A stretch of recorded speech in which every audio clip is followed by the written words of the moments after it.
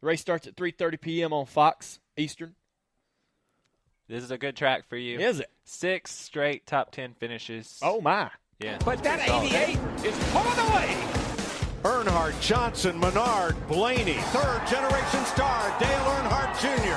brings him to the flag. Checkered flag waving. It's over. It's Earnhardt. Earnhardt trying to cover all spots. Oh, yeah! Good job, Junebug. Dale Earnhardt Jr. Checkered flag at Talladega. Why is this one so much fun? Because your grin told so many stories on your cool-down lap. It's just real emotional. I haven't won here in a long time. It was my daddy's birthday a couple days ago. Just real emotional, man. My word world. So this race carries special significance for me personally. Now, welcome to the Dale Jr. Race Preview Podcast. I'm your host, Jon Justice. We'll talk about last week in Pocono. I'll tell you what my expectations are this week in Michigan. Talk a bit about this week's paint scheme, which is awesome. First off, though, this race carries special significance for me because a very good friend of mine, S.E. Cupp, if you are familiar with MSNBC or CNN, New York Daily News, as I've mentioned several times, I'm a talk show host full-time, Monday through Friday here in Minneapolis, Twin Cities News Talk, TwinCitiesNewsTalk.com. And working in Tucson, Arizona, back in 2008, I interviewed S.E. Cupp, who was an author at the time, and who has moved her way up. She's been a host on a show on MSNBC. She writes the New York Daily News. She's now on CNN. She has her own daily show now on HLN network. And we've been friends ever since I first had a chance to interview her back in 2009. In 2012, the week before the 2012 Father's Day race at Michigan, we were in Las Vegas for a convention. And we were out one night with some friends at Treasure Island, and we were doing tequila shots.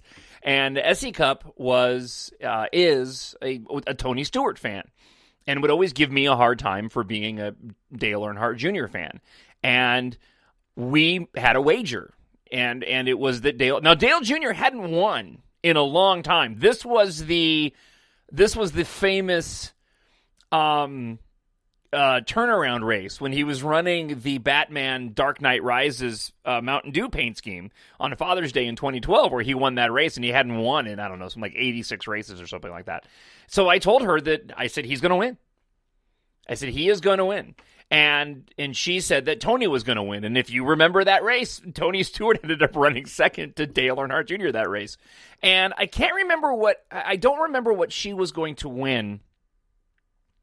I think I had to declare on air that Tony Stewart was the greatest NASCAR driver ever. And if I won, she had to come on my show and proclaim that Jon Justice was the greatest talk show host ever. This was when she was working for The Blaze, theblaze.com in Glen Beck. And she said, and I wish I had the audio. I probably, before I started the podcast, should have grabbed it and I could have played it for you. I think I've actually played it on a previous podcast back when I started this a couple years ago. Dale Jr. won that race, and she came on my show, and she said, second only to her boss, Jon Justice is the greatest radio talk show host in the world. Yeah, so this race carries special significance for me.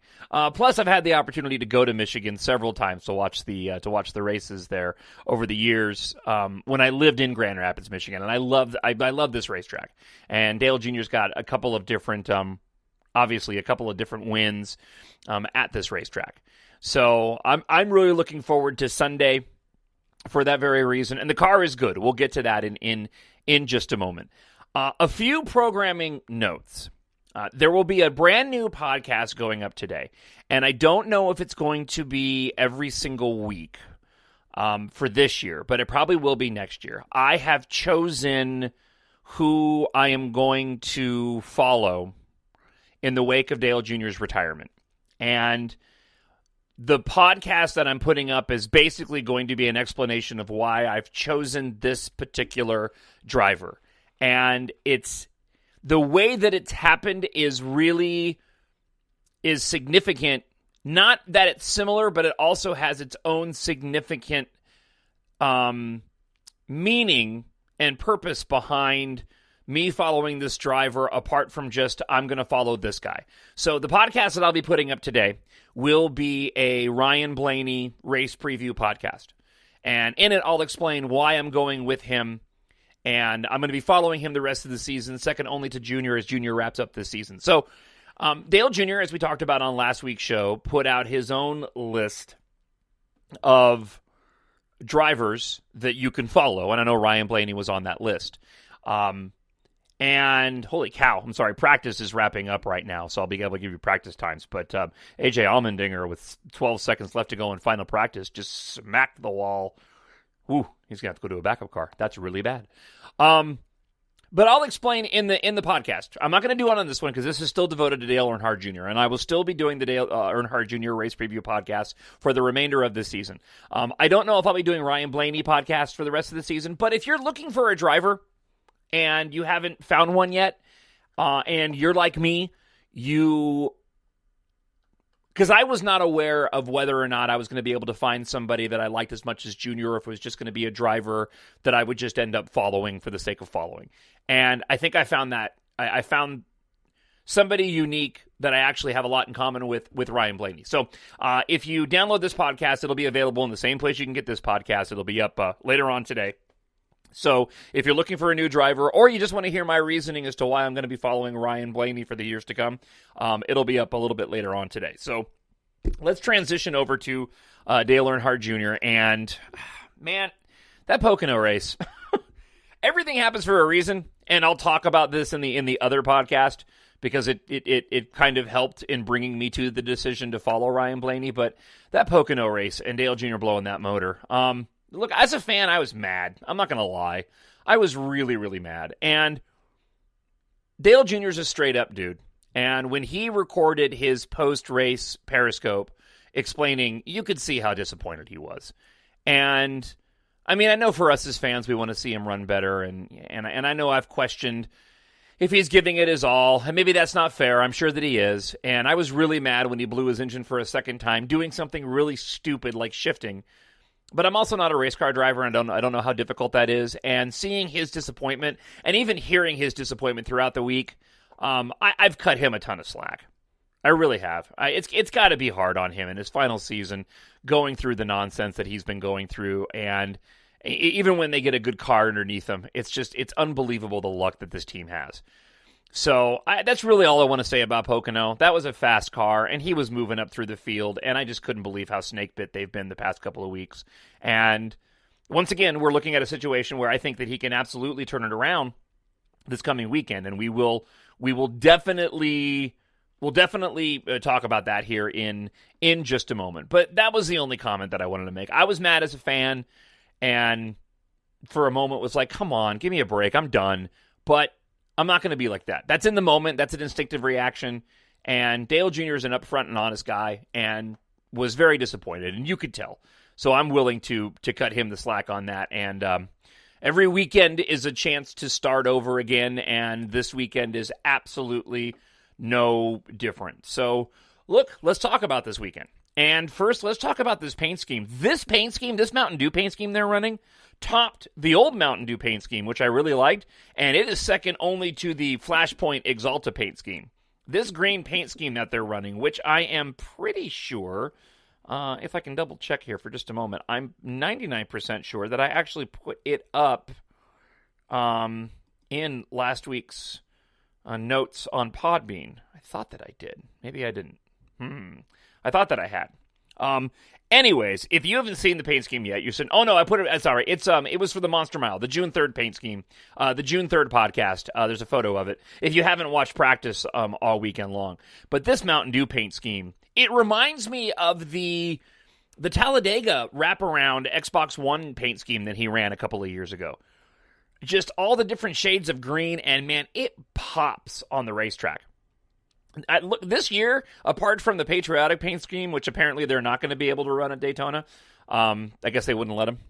Apart from that paint scheme, I'm really liking all the paint schemes this year. That's the one positive note of going out this season is that he's running a bunch of really good-looking race cars. And this Mountain Dew paint scheme is just spectacular and looks amazing on the track. Now, granted, he hasn't had the best of luck in green race cars, but this is a really, really good-looking car. And I said I wasn't going to buy any more Dale Jr. gear this year, and I'm going to try to adhere to that, but man, it's going to be tough to at least get the diecast.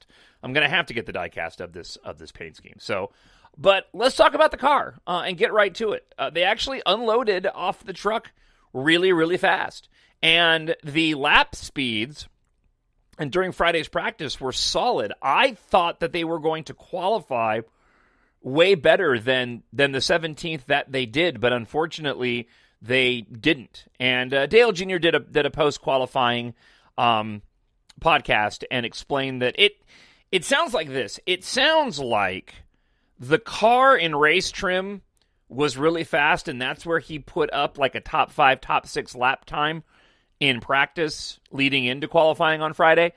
But then when they switched to qualifying trim, like qualifying trim wasn't as fast as practice trim. So I was really surprised that they didn't make it out of round 2. But if the practice today is any indication, once again, Dale Jr.'s got a car fast enough to win this weekend at a place where he's won before, and he's actually should have won a couple other times. If you remember the year, and I want to say it was 2014, maybe it was 2013. I'd have to go back and look. But when he ran the Man of Steel, Superman Man of Steel paint scheme, it was that gunmetal gray looking with the big Superman logo on it. Good looking race car. As a matter of fact, I think I have it. Yeah, actually I have it right here. Oh yeah, and it was the Soldiers of Steel. That's right, because it was still National Guard. So I'm pretty sure that was 2014. The Soldier of Steel, Man of Steel race car, and it was a National Guard sponsored car.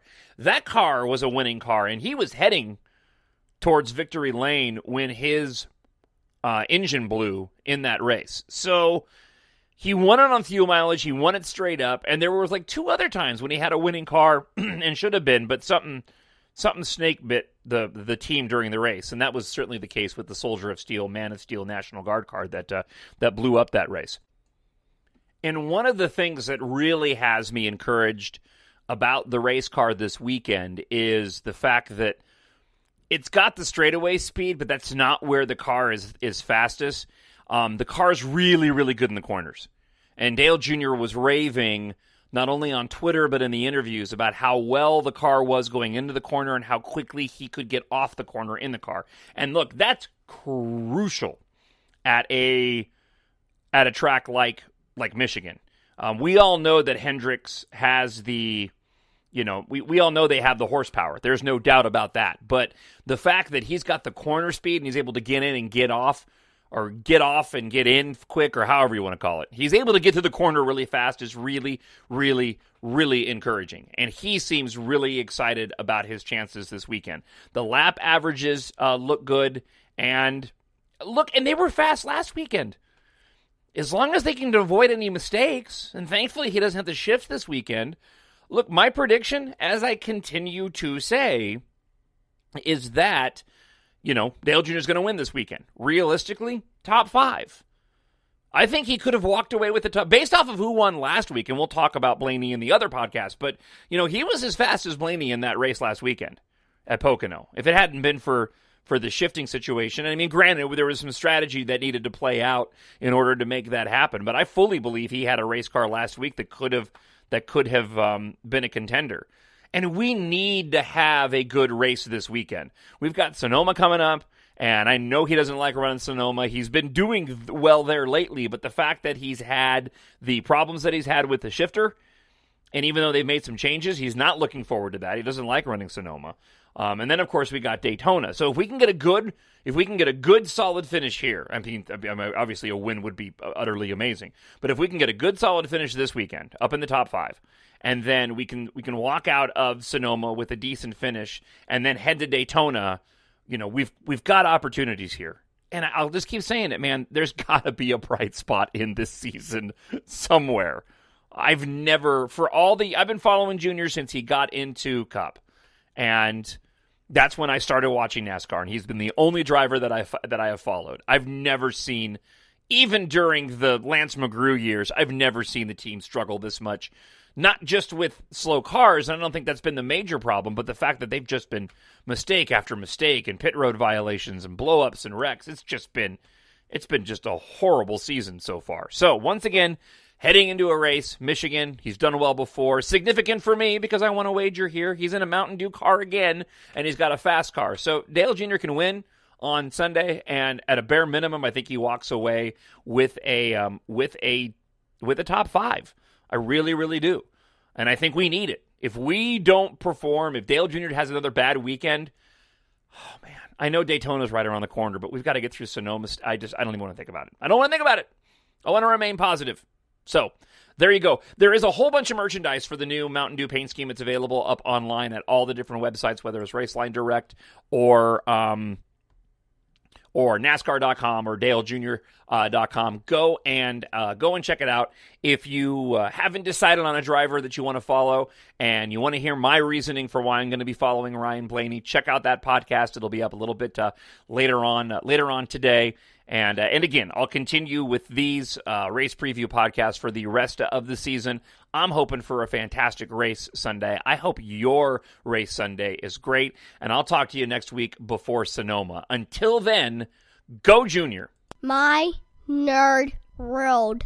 And finally, one of the most unusual pre-race prayers you will ever hear. Heavenly Father, we thank you tonight for all your blessings. You said in all things give thanks. So we want to thank you tonight for these mighty machines that you've brought before us. Thank you for the Dodges and the Toyotas. Thank you for the Fords. And most of all, we thank you for Roush and Yates partnering to give us the power that we see before us tonight. Thank you for GM Performance Technology and the RO7 engines. Thank you for Sunoco Racing Fuel and Goodyear tires that bring performance and power to the track. Boogity, boogity, boogity, amen. Boogity, boogity, boogity, amen. Bless the drivers and use them tonight. Boogity, boogity, boogity, amen. Lord, I want to thank you for my smoking hot wife tonight, Lisa. And my 2 children, Eli and Emma. Ours, we like to call them the little E's. Lord, I pray you bless the drivers and use them tonight. May they put on a performance worthy of this great track. In Jesus' name, boogity, boogity, boogity, amen. Boogity, boogity, boogity, amen. Boogity, boogity, boogity, amen. Bless the drivers and use them tonight. Lord, I want to thank you for my smoking hot wife. Boogity, boogity, boogity, amen. Boogity, boogity, boogity, amen. Bless the drivers and use them tonight. Lord, I want to thank you for my smoking hot wife. My Nerd World.